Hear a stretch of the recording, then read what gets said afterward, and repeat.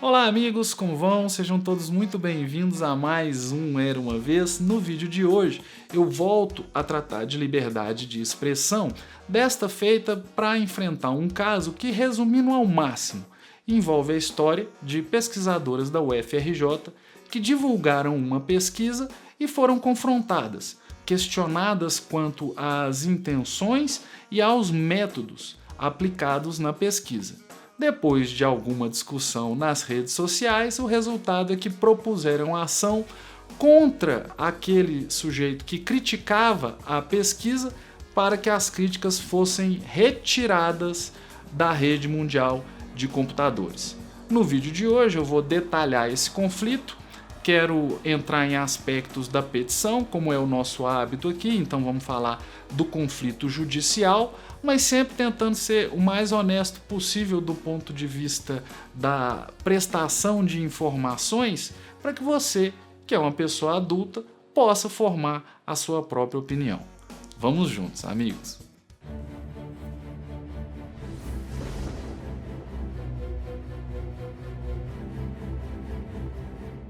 Era uma vez o dossiê do lesbocídio no Brasil entre 2014 e 2017. Trata-se de uma publicação que é o resultado de uma pesquisa desenvolvida no âmbito do Núcleo de Inclusão Social e da Dissidência Feminista na UFRJ. O objetivo dessa pesquisa foi catalogar as mortes de lésbicas no Brasil, mas não só mortes de lésbicas, mortes que tenham sido motivadas pelo fato das mortas serem lésbicas. Nessa pesquisa, ou essa pesquisa, apresentou como metodologia a consulta a publicações em jornais, revistas e meios de comunicação em geral. As próprias professoras envolvidas já explicaram essa metodologia em uma série de palestras. Há também materiais na internet explicando a metodologia. Basicamente, elas consultam o caso, tomam notícia do caso e tentam encontrar informações em pelo menos 3 mídias diferentes, como que a dar credibilidade. E com base nestas informações, então informações que elas encontram na internet, com base nestas informações, elas fazem uma lista, acompanham o caso e com esse método informaram que chegaram ao número de 126 mortes entre 2014 e 2017. Devo dizer aqui que, independentemente de qual seja esse número, me parece que será subnotificado, subavaliado, porque se você está pesquisando a informação que se encontra nos meios de comunicação, obviamente que haverá menos notícias do que aquilo que efetivamente ocorre, pois não é todo mundo que vai se declarar como lésbica, não é acerca de toda mulher lésbica morta que vai se saber essa informação acerca dela, mas é um número, 126 mortes de lésbicas por lesbocídio.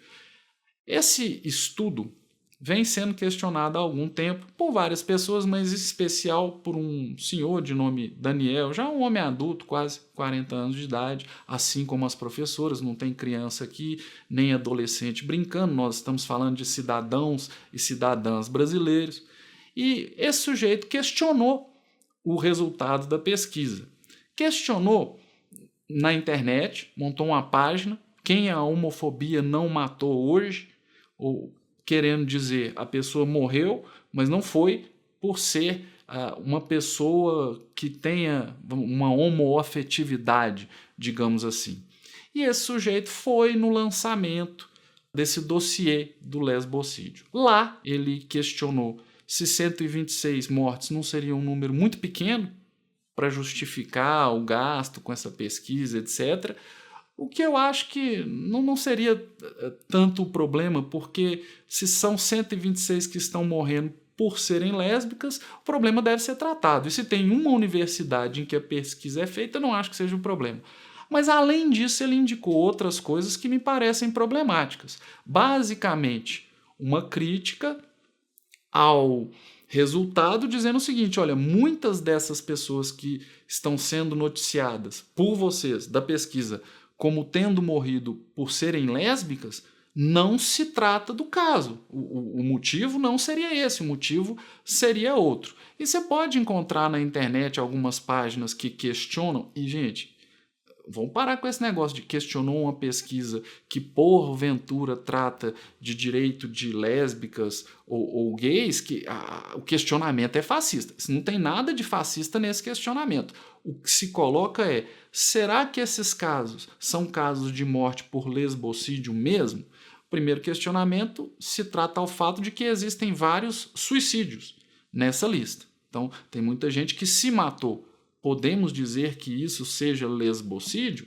Esse é um questionamento. E o outro questionamento se refere a casos específicos, casos em que a pessoa morreu em circunstâncias que não permitem dizer que se trate de lesbocídio. Por exemplo, uma das moças estaria no carro, viajando com os familiares, escorregou do veículo e morreu. Seria caso de lesbocídio? Em outro caso, duas namoradas, uma terminou com a outra e a que foi abandonada por ciúme, matou a companheira. Seria lesbocídio? Uma lésbica matando a outra? No outro caso, foi presa pela polícia e na fuga capotou e morreu. Seria o caso de lesbocídio? Uma outra situação, a moça era barbeira ou cabeleireira e teve um tiroteio entre assaltantes e seguranças do banco em que ela estava e ela morreu. Essas me parecem serem críticas legítimas ao método, críticas que poderiam ser endereçadas, respondidas. Na pesquisa, num primeiro momento, tanto no Twitter quanto em uma página própria, os dados estavam lá, os relatos estavam lá disponíveis. Depois que essas críticas foram feitas, os dados foram retirados das redes sociais, de modo que não é possível ter acesso à base de dados utilizada pelas pesquisadoras para criticar o trabalho ou para entender que o trabalho está correto. Bom, essa pessoa que foi lá no lançamento, criticou esses dois aspectos, a utilidade e a questão metodológica, foi hostilizada, há uma agravação, a pessoa foi hostilizada, foi quase agredida, veio um funcionário da UFRJ, submeteu a cárcere privado, depois entregou ela à polícia, que a levou à delegacia e lá não teve nada, porque o sujeito não tinha feito nada. Mas isso mostra o nível de tolerância que existe em face de quem queira criticar o resultado de um trabalho como este. Então, houve o ato de lançamento, mas na verdade era um ato de congraçamento entre pessoas que concordam com o que estava sendo publicado ali. Esse sujeito que discordou e não foi fascista e não agiu igual teria agido, por exemplo, o Mamãe Falei, ele foi escorraçado e sofreu cárcere privado. Pode parecer uma piada isso, mas no departamento, na UFRJ, foi aprovada uma moção de apoio e de congratulamento ao funcionário que imprimiu a prática de cárcere privado a essa pessoa que foi lá discordar dos resultados da pesquisa.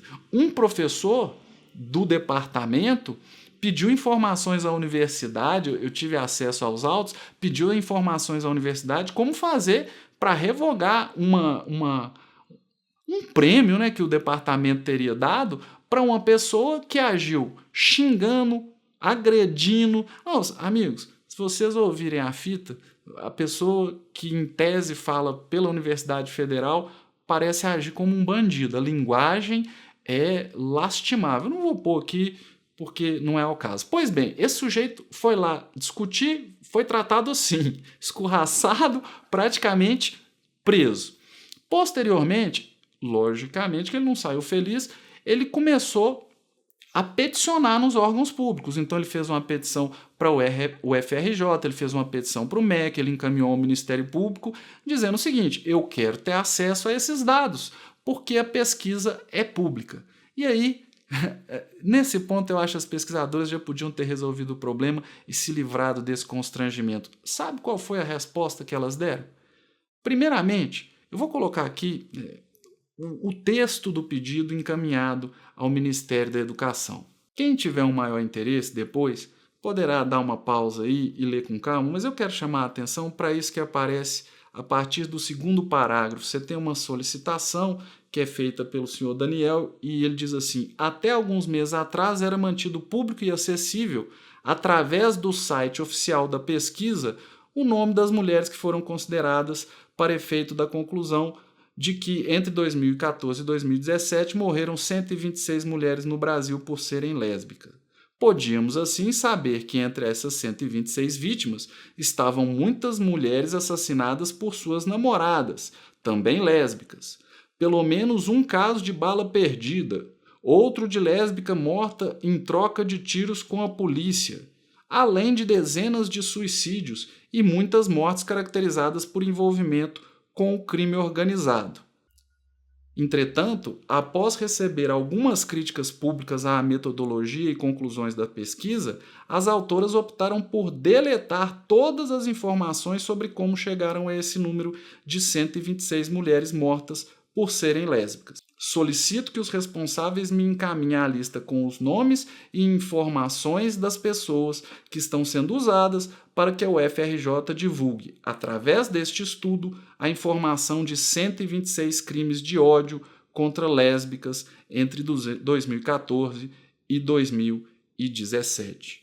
Incrivelmente, a resposta dada foi no sentido de que a pesquisa não receberia financiamento público. Seria uma pesquisa realizada dentro da universidade, por núcleos de pesquisa da universidade, com professoras que são da universidade, mas não receberia financiamento público e, portanto, as informações não estariam submetidas à lei de transparência e, portanto, não seriam devidas. Essa foi a resposta. A professora Maria Clara, com todas as letras, disse que o trabalho que ela realiza nessa pesquisa é um trabalho privado.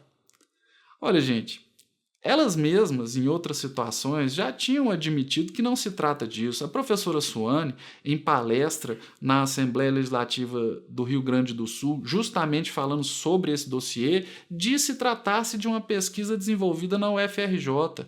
A parte de agradecimentos do dossiê do lesbocídio, vou colocar aqui, também traz esses agradecimentos a órgãos de financiamento público. Veja com seus próprios olhos. CAPES, FAPERJ.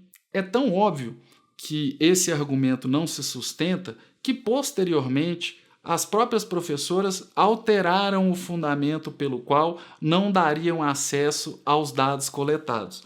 Passaram a alegar que se tratava de um respeito à privacidade dos envolvidos na pesquisa, as pessoas vítimas do suposto lesbocídio. E é um argumento que, num primeiro momento, é até engenhoso. Mas vejam, estas professoras não foram atrás das pessoas, das famílias, não.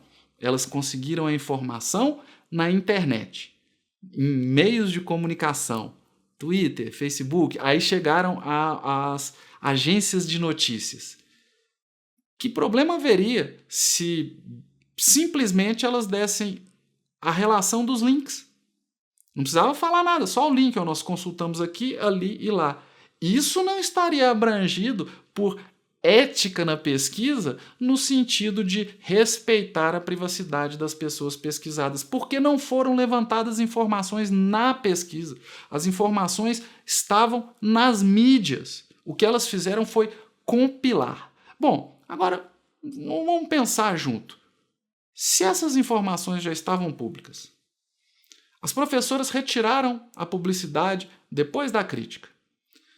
Responderam que a supressão da publicidade se dava por não se tratar, ou que não deviam informações, por não se tratar de pesquisa pública. E só depois é que informaram que a questão era ética. Para mim, está muito claro, eu não vou dizer, mas parece muito que se trata de uma tentativa de suprimir a informação para evitar a crítica. E nesse ponto, o que num primeiro momento parece ser uma pesquisa voltada para a defesa do interesse da minoria de lésbicas, passa a ter o sinal contrário. Poxa, por que as pesquisadoras que tratam desse tema não podem se submeter à crítica pública? por que não podem submeter os seus dados à crítica da sociedade?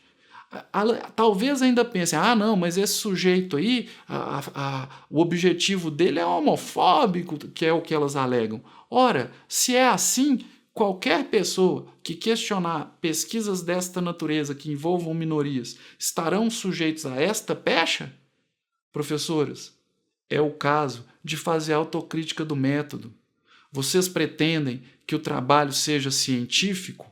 Então, não vamos usar a ciência para a militância de modo cego, não, porque o resultado vai ser contrário. Isso é contraproducente. Se queremos militar pelo direito das lésbicas, o ideal é que façamos uma ciência honesta e transparente.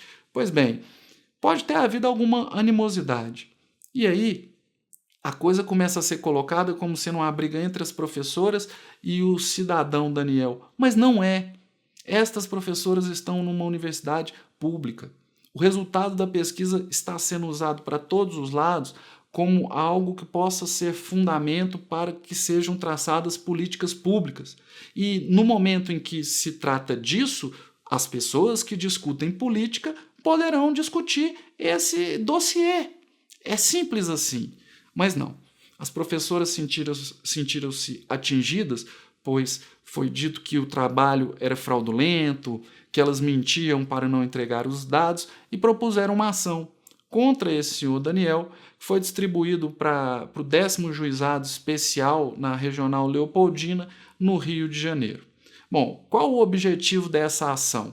De modo sintético, retirar de circulação qualquer manifestação que esse senhor Daniel tenha feito contra a pesquisa e os resultados das pesquisas dessas senhoras em relação ao lesbocídio. Eu vou colocar aqui a petição, vamos conferir juntos. O que elas pediram? 1. Que fosse retirado da internet, bloqueado integralmente as páginas desse senhor Daniel que criticavam o trabalho delas. Aí elas citam no tópico 1, dão aí o link direitinho e pedem liminarmente que esse material seja retirado de circulação.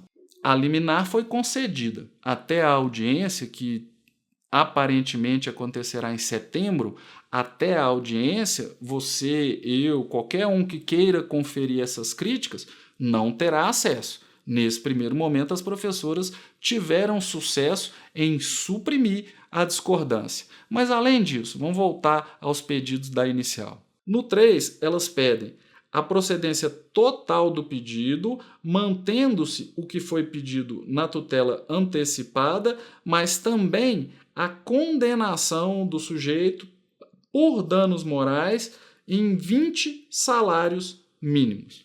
Mas qual exatamente o fundamento apresentado por estas professoras para retirar do ar as críticas que vêm recebendo? Inicialmente, elas utilizam os artigos 17 e 20 do Código Civil. Vou colocar aqui na tela. Olha o artigo 17. O nome da pessoa não pode ser empregado por outrem em publicações ou representações que a exponham ao desprezo público, ainda quando não haja intenção difamatória. No entendimento das professoras, as críticas recebidas seriam um modo de expô-las ao desprezo público. Olha, desprezo público é forte, hein? Voltemos ao artigo 20. O artigo 20 vai dizer: salvo se autorizadas ou se necessárias à administração da justiça ou à manutenção da ordem pública, a divulgação de escritos, a transmissão da palavra ou a publicação ou a exposição ou a utilização da imagem de uma pessoa poderão ser proibidas a seu requerimento e sem prejuízo da indenização que couber se lhe atingirem a honra, a boa fama ou a respeitabilidade ou se destinarem a fins comerciais. E as professoras alegam que o caso seria o caso de incidência dos artigos 17 e 20. Queria chamar a atenção para esse detalhe aí no fim do artigo 20. Vide ADIM 4815.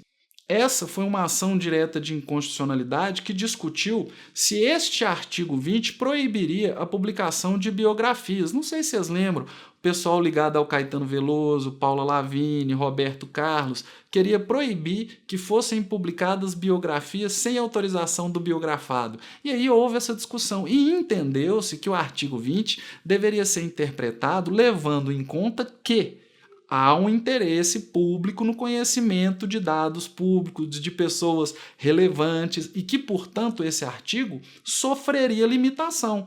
Se se trata de caso de interesse público, de interesse jornalístico, de direitos e de questões administrativas, esta biografia, essa informação, essa menção ao nome não seriam proibidas. Então, neste caso, citar o nome das pesquisadoras ao criticar-lhes o trabalho, vocês acham que é um abuso? Dizer que o trabalho não tem credibilidade e que elas retiraram o material da internet, isso não estaria dentro do que a Constituição permite e da interpretação autorizada pela ADIM mencionada? A mim parece que sim. O que aconteceu é que ele foi um pouco, vamos dizer assim, incisivo nas palavras. Disse que a pesquisa era fraudulenta. Outra coisa que ele fez, ele pegou uma imagem delas e colocou lá no texto dele ao criticar as professoras. É como se, veja bem, eu vou colocar uma página aqui, essa página é uma página que dá uma notícia favorável acerca da pesquisa, aí eu venho, pego essa imagem, estou mostrando a página, não tem problema nenhum. Só que aí eu faço mais, eu tiro parte dessa foto e coloco a foto e uma outra notícia. Isso desrespeitaria o direito da pessoa fotografada? Se se trata de informação de relevância pública, eu acho que não. Sabe quem teria o direito talvez violado aí? O fotógrafo. Mas não se trata de direito à imagem, se trata de direito autoral. É isso que vai entender o magistrado? Não sei. Juizado especial, coisa é julgada muito oralmente, muito informalmente, mas se houvesse um critério e um compromisso com o direito à liberdade de expressão, há fundamentos para afastar essa tentativa de cerceamento. Ué, Cláudio, mas aí as professoras ficaram expostas? Gente, eu sou professor de uma universidade federal.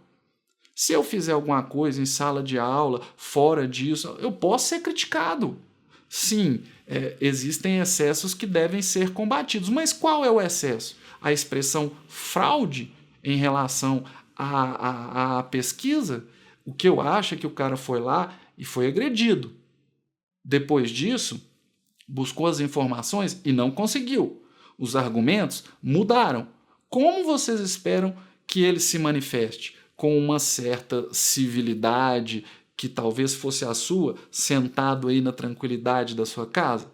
Ah, Cláudio, mas isso é homofobia. Gente, não vamos fazer esse desserviço. Ou melhor, lesbofobia. Não vamos fazer esse desserviço. O sujeito até agora só pediu informações. Ele não falou nada além disso. Ele está criticando a pesquisa. Só. Continuando. Aí as autoras disseram que houve esse uso indevido da imagem e o uso indevido do nome delas. O que virá? Eu não sei. Quem acompanha aqui o canal sabe que eu não fico me propondo a adivinhar as decisões judiciais. Em relação ao uso da imagem, há decisões que entendem que se há o uso da imagem de alguém, tem que indenizar. E há decisões dizendo que se o uso da imagem está fundado no interesse de prestar informações, está correto. Eu acho que é o caso. Ao final, o máximo que pode acontecer é o sujeito não poder tratar nunca mais desse caso, porque elas pedem que ele não possa mais publicar nada criticando a pesquisa e ser condenado a indenizar no limite do juizado especial. Mas para além disso, e aí é o meu ponto extrajurídico, pesquisa científica, ou que se pretende científica, eu sou da área do direito, eu já nem fico muito com pretensão de cientificidade com base no que eu tenho visto por aí. Mas uma pesquisa que se pretende pelo menos rigorosa, acadêmica, ela tem que estar submetida à verificação dos pressupostos, dos métodos e de eventuais informações utilizadas. Ah, mas existe a privacidade das lésbicas. E o pior, na petição, sabe o que as professoras dizem? Que se o réu, o sujeito está sendo processado por elas, quiser as informações, ele pode ele mesmo coletar, ele mesmo fazer a pesquisa. Ora, o sujeito não é as informações, ele quer as informações da pesquisa das senhoras. O que adianta ele fazer a própria pesquisa? E mais, de que adianta uma pesquisa na universidade pública que, uma vez questionada, a pessoa recebe como resposta que faça a sua própria pesquisa? Essa é a situação.